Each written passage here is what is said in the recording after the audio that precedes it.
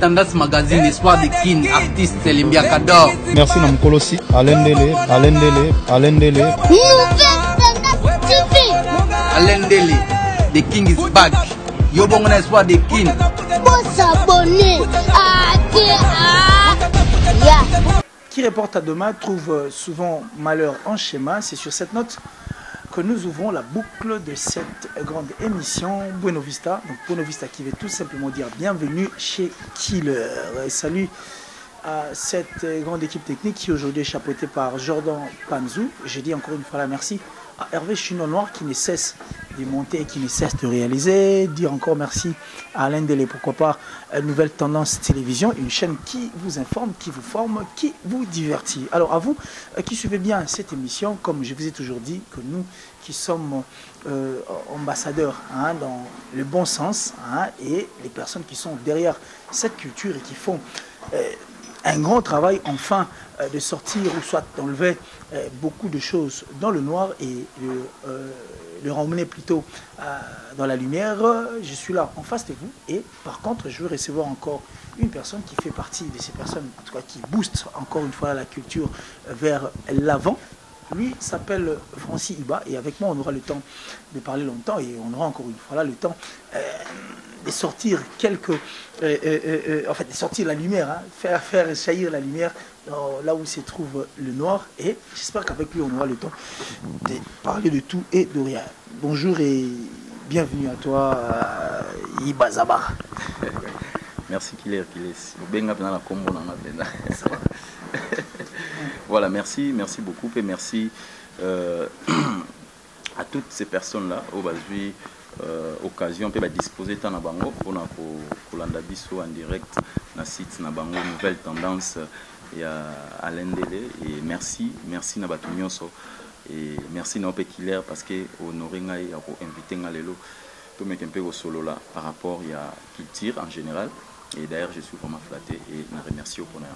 Ok, merci beaucoup. Le roi, tout la culture en général, mais du moins, tout le font la première brèche, ils ont basé sur la musique, parce que musique, ici à Kinshasa, étant donné que vous appelez chroniqueur, il y a Marambo Italie, nous le plus, c'est vrai, que Nakati, il y a monde artistique, il y a pas mal, il y a département et belé, mais du moins, côté ça moins phare, pas n'abusoi, ils ont ming musique et toi qui es en train de regarder cette musique en face lecture numéro ça avant que question me soucie à Nassima question Moïsa et puis approprié pour nous.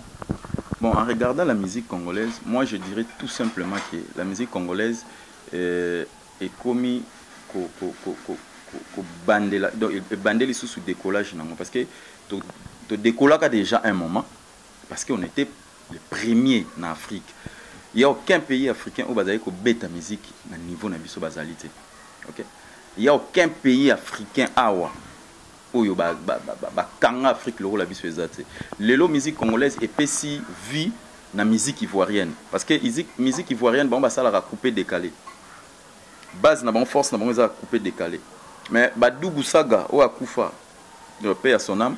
Bango Poba ko sala coupé décalé c'est référé qui na musique congolaise qui était les ndombolo. Tu vois? Ndesiko ba ki obimisa yango ba sali comment on appelle ça? Coupé décalé. Tu vois force ya musique congolaise ndenge zalaki. Mais maintenant c'est le contraire. Donc ezasko que musique congolaise ndé azoluka sikoyo a se perfectionner na kozwaka ba musique ba forme ya musique il y a différents pays européens ou soit américains. Donc, musique congolaise, toujours bandé la sous décollage pour te perdre déjà. Moi, aura mon robot qui nango. Tu vois. Mais le fait de perdre et puis qu'on bande là, qu'on rebande là, qu'on décoller, n'est-il pas un danger pour cette musique? Parce que ceux qui ont embrassé une musique qui n'est pas la nôtre, tout le gâteau comme ils sont en abisso et au détour toi dans pour tradition pire ennemi nango. Donc c'est-à-dire la tradition, puis ennemi ils aura plus, ils aura mis une modernité parce qu'il y a un empêche de tradition qui si on parle de notre musique, moi je pense que notre musique est encore la tradition, mais ceux qui ont la culture, nous sommes autre qui a biso pour mélanger avec prendre une autre culture pour enfin ramener en haut la musique la biso.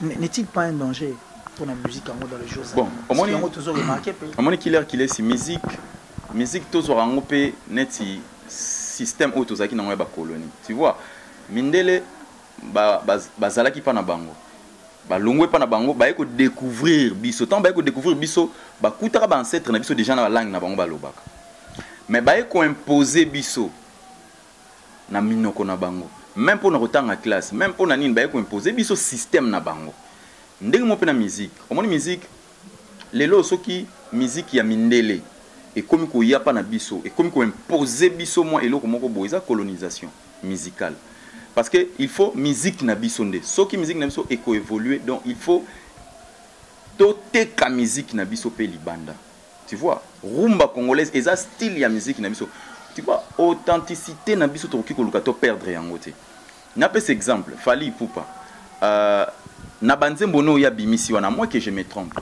mais eza na nzembo moko te o ezalaki visiter makasi koleka eloko oyo sur internet eloko oyo ezali originalité ya bakoko na biso donc il a sorti en lui la vraie valeur ya musique na biso pena ya bokoko parce que eloko wana eza pe ya mabele licité eza nzembo beta na ba village kuna ba Équateur de musique ya bokoko tu vois Fally Ipupa aluki ateka yango ateki yango libanda lelo pe na ba France 24 na ba nini pe bazolo belango eloko autant pe ba tche moi morceau moko muke mutu pa yoki yango ko tuna pe question que ça c'est quel genre de musique et comme maïti a découvert cette musique ou esa musique ya boyeza il a vendu notre musique donc moi je crois que ou lié ba musicien congolais baluka ba s'adapter na musique ou libanda mais plutôt ba salande ba effort ba zo rumba na biso ou soit musique na biso na originalité nango nyonso balukande ba imposer yango libanda ko imposer yango libanda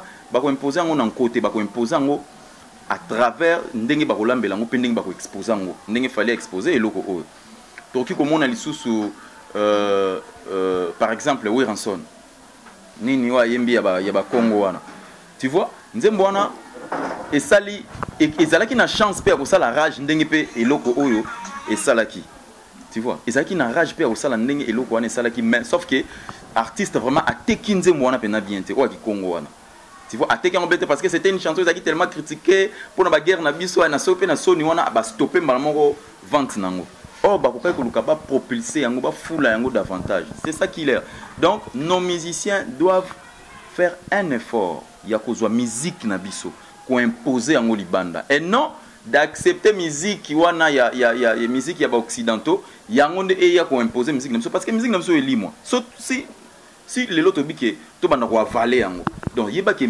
rumba congolaise et en avenir d'avenir nango comme sombre qu'il est na peso kwa exemple lelo ba minoko na biso net na ville na capitale à Kinshasa langue officielle o batangi sarabiso ezani français na ba école musupe o ya bien musupe ba kenda en anglais et comment ba langue officielle na biso mais lelo oyo to perdre moi eloko moko bo tu vois justement parce qu'à l'entrée de jeu t'entendant que j'ai même posé la question à mon frère et ami de tout le jour et de tous les temps Thierry Mumbala tu est-ce que la langue est intelligente? Non, mais l'intelligence ne se trouve pas dans la langue. Il y a aussi ceux qui parlent l'isophone, que tout bazar côté on a portugais, moi ni l'isophone, il y a maïli bali, chinois maïli bali et autres maïli bali. Mais le fait aussi de faire partir notre langue et puis pour imposer une autre langue. Mais voilà. N'est-ce pas aussi un problème dans tous les artistes et musiciens parce que nous avons comme l'impression que ce sont des artistes qui se laissent aller dans leurs sentiments, c'est-à-dire qui s'emportent facilement. Et le fait de s'emporter pensant que Bazoyana et l'Oromo et Sika, or, ça la contraire à Makabo. Donc, il tue ce qui est à nous et apporte une autre musique qui n'est pas la nôtre. Donc, ça dit. Et ils ont dérangé plus les artistes et les musiciens. Mais ils sont arrivés que Batika sous moi 2 ou 3, hein, baza moindre par rapport à Bato, bazo la musique à Libanda, danger nous souper à moi. Oui, et ça danger, n'a pas so bon, n'a qu'un exemple. Les loba to ba oki ko loba, oh il faut ba loba. Mais surtout tali Fally Ipupa. Surtout qu'il n'est pas n'a pas exemple ya Fally. Surtout tali Fally ndenge à côté déjà dans le monde oh. Et puis il y a maîtrisé on dit maté que les albums n'ayant les bosso et genre de musique en dengwana. On dit matin ça lango pena bien. Donc il suffit pas faire ça à ça lango soit à moi pendant 5 ans ou 6 ans. au monde appelle qui a la paix mettre Gims Libaya na style la musique. Comment si on est vachement mettre Gims Libaya c'est fini alors notre musique.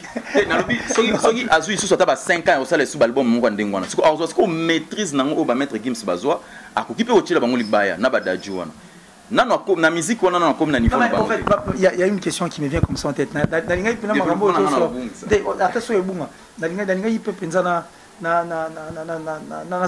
une fois, là, il sur le plateau, mais bon, on est encore en train de parler, voir si ça pouvait aller. J'ai encore voulu que. Et le web, mon cerveau, soit ma cerveau, est-ce que nécessairement pour que musique n'habite à une musique forte, il faudra Tokenda, mon pandi okuna, pour toucher la mettre Gims Libaya? Bon. Si tout ça, les rétrospectives en tout cas. On essaie un peu de revisiter cette marmite qui a longtemps préparé la musique congolaise, surtout remuer en haut. Automatiquement, nous sortirons des bons souvenirs et de belles chansons à l'époque où on était en train d'auditionner Luambo Makiadi, à l'époque où on était en train d'auditionner Rochero, et à l'époque où on était en train d'auditionner le VV Santerre et les autres. Aujourd'hui, on parle de Rochero, Nana Cuba, Fetara même. Faites Moro, il y a Rochero, Nakata Cuba, ce n'est pas parce que à Beta Musique Moro qui a trait à Johnny Hallyday ou qui a trait, je ne sais moi, à Pascal Obispo ou à Claude François Tobatumuso Tomona. Est-ce que nécessairement pour que cette musique aille de l'avant, pour que cette musique soit une musique forte, eh bien, il faut seulement faire la musique qui est de Maître Gims ou soit être concurrent de Maître Gims? Bon, moi je crois que ça est vraiment important. Maître Gims aza congolais abisso. Aza ndeko na biso asala une autre musique. Voilà, c'est bon. Aza nango bien nango problème parce que akoli penza akoli na musique wana. Bon, si on a bien akoli na musique wana te batu ba lobaki non papa nazaki bo. Sikona loba pourquoi akoli na musique wana te. Donc entourage naie, tu vois, entourage naie, ceux qui ont un entourage, moi, ça la musique net au bafali pour ba sala ah on a ba bandal, on ndoulo benezarake, oye au beti micro bolu qui na simakuna kota drummer bidon mo izarana bo pa obwa ki mai, ozongi sus na nini, tumbaku, musique, so mettre Gims akola na musique wana, o ba quartier, ba nini tout ça, alinga ki paza la kaka, alinga sala peka la musique wana, mais mettre Gims akoli na musique oyo ya bapaya, oyo ya libanda, donc il ne faut pas que le sala net parce que jusqu'au temps où le sala net yé ozo boma siko na place au yo au teli wana na source na ozo boma source na yo parce que Maître Gims a na source mususu yo posa na source mususu tant que jusqu'au zo au sala net Maître Gims vraiment à 100% sache-le très bien que tu es en train de détruire au ezali source na yo source na wana ezaka nini eza rumba congolaise. Alors mais c'est quoi en fait le parce que Venabiso Olympia mutali boso africain boso beta Venabiso taboulé ou beta Olympia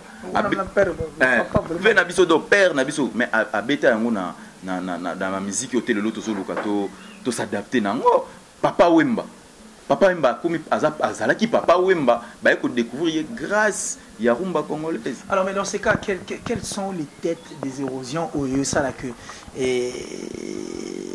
musique na biso hein ndenge tozolingela ngo ndenge batu tout baza na sima ngo ndenge biso nous tozolinga c'est vrai que jazz a voulu l'habitude de dire que et c'est un père mo ozu mutu mo abeti pesika à côté on a musique na biso quand même ezaka musique na biso mais où on peut apporter une tomate soit oignon tomo marron tomo quoi que ce soit de façon que musique au Rosala moi madame collègue est-ce que nécessairement en fait c'est quoi en fait le tête c'est ce que j'allais dire il y a érosion aux oranges musique na biso ezo sala ki bat ki mayango pour ki ba kenda ko embrasser un nouveau monde. Bon bateau so na biki so lo biki ko ki mayango c'est trop dire mais non mais yango neto mona yango neto zo mona mais bateau nyonso tende bateau ki mango bateau nyonso mais il y a des artistes qui te biki ba na studio on peut parler des chansons anglaises. Oui. Il y a des choses dans la vie qu'on ne peut pas négliger, mesdames et messieurs. C'est l'expression et l'impression. Vous savez, à chaque fois que tu peux apparaître devant les gens, ce sont les premières impressions qui restent. Quelle est l'impression que les gens gardent? Boutique d'habillement, exemple à suivre. Poto la poto, chez Odilon Mapouya. C'est vrai que l'habit ne fait pas le moine, mais on reconnaît les moines par leur accoutrement. N'est que petit boy. Nous avons on parle 24. La croisement de la direction Cambiana venu au parlant. Exemple à suivre. Exemple boutique. Collection à collection, nouvelle collection. Pour vous qui aimez la classe, mesdames, messieurs, voici la solution. Odilon Mapouya, exemple à suivre. Exemple boutique. Odilon Mapouya. Alain Ndele, rien à dire. Je ne sais pas si je suis en train de très mal penser, mais sur la hauteur bien, je ne pense pas que c'est le pardon d'Intégro changer donne la musique dans l'ISO. Et je ne pense pas que ça va conflit même à la base, il y a avancé la musique dans l'ISO. Ça, je ne pense pas. Oui, peut-être que ça parce que tous ont embrassé mal. Bon, si ça joue, alors ceux qui tous les artistes musiciens arrivaient à se demander un pardon sincère et qui s'allument. Bon, c'est déjà passé. Tellement c'est très difficile qu'il ait. On a un conflit dans la musique congolaise, ils ont dérangé. Pourquoi? On peut ça exemple. Les lots peut-être on a préparé examen, mon beau que ça peut-être lobby. Est-ce que dans un temps, on allons concentrer, on se préparer par rapport à l'épreuve que vous avez lobby. Dans un temps, on peut préparer un côté. Et là, vous avez une musique qui est en les musiciens vont se concentrer pour la réplique inutile ou quoi apporter les bancs et l'autre côté. Na place que au vent kangela no ndako au komanzembo ezana mutu ezana kingo ezana poitrine ezana libumu ezana makolo. Mais il y a des chansons où ils ont nzembo bandika bo nzembo contenu ezate ezana contenu malongate nyonso cela prouve que manque y a concentration à boulot. Mais botika batika so batika na moko ba futilité ba se concentrer pendant na boulot au monde que bazana ba talent ya ko prouver biso davantage que le cas tout le monde aime soit bato mususu mais ba lo moka kande na ba distraction ba musicien batika ba bilo ba conflit moko inutile ou ko apporter les bango et le côté batika ko se concentrer na makambo ba journaliste batika ko se concentrer na makambo le mususu moko ezangati na balobaki basalaki non et en importance mais bazana temps péage il y a se préparer, il y a travailler na ba parolier. Il y a travailler na ba parolier. Les gens musiciens mo boé na autant na commoder parce que si on a temps à combo ezaki non puisque exemple na côté lié mais moi j'ai vu un musicien, un grand musicien, ça m'a étonné. Na fa na bi do Dieu abimagati avant de nakaka na parler. Papa, tala ba papier diplomatique mususu na mabele, mususu nini, koto na koka na whisky na azomela, koto ba osangisa ba travailler na batumo bowana. Na suite tango tala et Nathalie na bime jo ana kokana whisky au 500 kokana whisky baso kuma ba osani papa papier duplicateur discussion te koto omoni kasi te bolingo omoni soki mutu aina bolingo ça pesi nini bodo au satir baso ça la calcul ya nzembo nabi ate jo à travailler c'est ça ezaka likambo travail mais musicien au fandi na yo ozilaka petit mo uti kotangaba aile nzembo mo pa okole ozui au studio oliembi yango pa olekisa encore parce que il faut bimisa album c'est parce que dans ce que roboma musique tant pour les sous que non musique mo boya ba occidentaux yango déjà na rage mikolo osa suni ba otekelo ka sous wana pas OK sans pourtant on se préparer conflit ezali na base p ya roboma musique congolaise parce que ils ont déconcentré ba musiciens il y a déjà un premier pardon du monsieur c'est ça il y en a un premier pardon déjà pour qu'on survole, pour ne pas rester là parce que partout dans des sites internet et autres on est entré on bite à Massoula mais c'est déjà une histoire mais du moins il y a déjà un premier pardon ce n'est pas mauvais moi il est sincère ce n'est pas mauvais sincère ou pas ça n'engage que lui qu'il est tu vois sincère ou pas ça n'engage que lui pardon na euti na kati ya mutema na ye tu vois euti na kati na ye donc ça sert à rien peut-être to lukelango ba intention moko selon biso. Tu vois, Moutavandi n'a pas pardon. Il m'a dit pourquoi sengi pardon. Ils ont peut-être que Batouba finga. Ils ont peut-être que papa, Batouba s'est concentré. Bacha Maëlé Nabango en place pour Bassa la Makambo est important. Comment nous sengi pardon? Pardon, il faut une semaine, 2 semaines. Tout le bel pendant qu'il y a des choses belles. Toki ko le bel pour la musique congolaise. Toki au fond daté pendant 1 mois, 2 mois. Tout le bel pardon fabrication senga fali. Ah, atayo moko. Il y a un monde pays moko fali na émission moi sala qui na moi c'est en premier na RTGA comme on est yaka émission arabe tu baie bien alors que soit fini bouton place mon bato ba lobela soit fini bouton place mon bon bino moto pe vendre moi boki ka moto sege a sala ngona nkopo to lobela kaka ye ko zo pe maile ate biso to se concentrer to sala boulot tu vois au fond da bozo se concentrer pour na ngamba bato nettement fabrication moi je vois que c'est un faux débat qu'il est et ça faux débat en tout cas batou ya maele ba oki kolobela ngote ah c'est pardon hein OK ça va merci nzamba zo lokumu sincère ou pas ça n'engage que lui sincère pas ça langage que lui. Merci beaucoup Francis. Je crois qu'on a passé bien de bons moments. Et puisque toujours Kabouana Bisso, bon, une dernière question. C'est vrai actuellement au permité de bon voilà dans un neutre hein, et puis un pacificateur de foi un gros cœur moi qui pas comme Thierry Mumbaya parce que Mumbaya moi mais qui aux ans il est un peu chaud ce n'est pas aussi comme jazz ça m'a ramené tout le monde encore ce n'est pas aussi comme Aoulou ce n'est pas aussi comme Linda le Mounia hein. Ça dit Linda de Souza, mais c'est plutôt comme moi. Pour quitter déjà Bistar pour rejoindre Ken Piana. C'est bien ça, non? Ouais. Sur la site à Ken, on appelle affaire aînée à la victime. C'est le plus insulté. Mais tu n'es pas en train de chercher mettre Namabé relationnel avec Frère Richard depuis déjà, tu connais comment il fonctionne. C'est une question qui m'est venue en tête. Et là, peut-être ça la confusion et Zanine. Tout ça, ça sala na sentiment. Tenga na sentiment na sentiment na musala te. Mon etiquette, ndenge peut-être la sala ba makamna ba ba jazz na banane tout ça wana ya ba sentiment na bango. Mais ngai iza cop. Pour nga na ozo ngo cop na ozo na micro na kina sali mission na fere, na zo micro na kina sali na fali, na zo micro na kina sali na jibe, na sali na kofi. Na suis mbongo na nga. Nga na ozo ngo cop. Makambo wana au conflit ya Ken na X. Na nga est concerné ngate. Tu penses que tu seras le bienvenu? Bienvenu. Moutoza Maïle, non, on a bienvenu. Sérieux? Na yebiso jazz ayo kana te na Ken. Ba yo kana te ba finga na rawo kuna lobi bo kuna pa lobi bo. Mais na yaki na yambi jazz. Na yaki na yambi ayibi pe site na zo sala mais na yamba ke to solo na biso. Na suka pa lobi ke no Ken, c'est un taureau. Tant pe na kina sali pe na Ken émission to solo na suka pe abokele libanga. Eza makambo na bango ba sala makambo na bango. Bango ba yebi nde ba ganyaka na makambo ba zo sala. Osola ba mo ba binde ba ganyaka eza ndire lelo ngana yape na loba ke nonga pe na kota na ko musama makambo Ken azo sala to maniki azo sala to na ko musama makambo ne te na ko sala ngote nga po na nga ezani na yambi musicien to sololi un point intérêt so na yambi pe journaliste na sujet to sololi po na sujet wana o kozala bénéfice pour na batu nyonso o ba Olanda biso makambo ba Ken ngani killer moi je suis très loin na mona ba ko melanga na mona ba tout dernièrement ba komel nga France ba tindela nga lo mo bon France na mona ka ozaka soki logique OK okota na site ya Ken Piana ndenge nini na seki na zana ta réponse au pesa muntu wana chango pena na commentaire na Facebook maintenant lobi est-ce que kokota na site ya Ken Piana ndé link lo bakeno makambo OK na salaka ndé ko ko sala ngo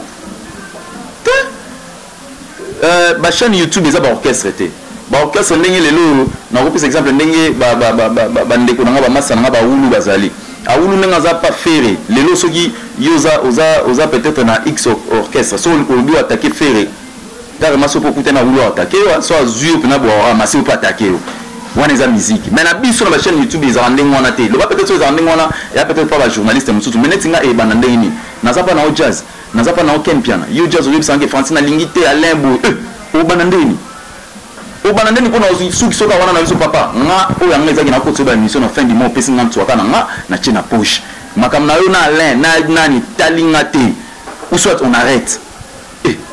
Merci beaucoup. Alors on chute déjà un tout dernier message, peut-être salutations.